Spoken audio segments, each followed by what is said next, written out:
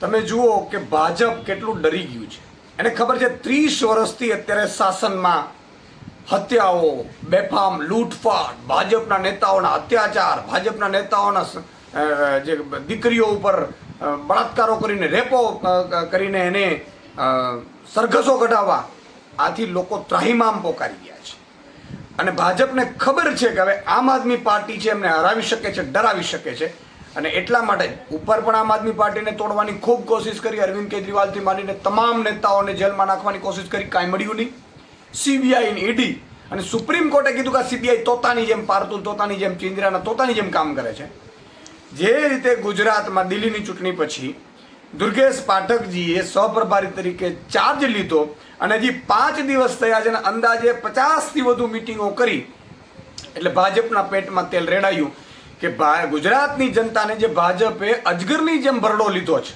તમે જુઓ ને, ડરાવવાનું, ધમકાવવાનું, કોઈ વિપક્ષો એને ખરીદી લેવાનો, વિપક્ષને તોડી નાખવાનો, વિપક્ષને મજબૂત નહીં થવાનો. એટલે પ્રજા ઈચ્છે તોય ભાજપ છે એ પોતે સત્તા ઉપર કાયમી લે, કાયમી પ્રજાને લૂંટે ચારે બાજુથી. એ ભ્રષ્ટાચારમાં, બેરોજગારોને નોકરી ન આપે, લાઠીચાર્જ કરે, માતાબેન દીકરીઓને ઉપર અત્યાચારો કરે, એને મોંઘવારીમાં ડામી દે.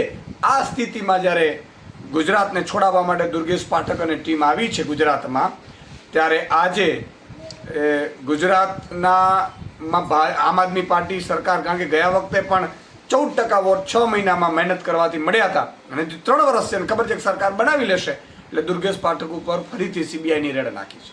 આ ભાજપ કરી શું રહ્યું છે?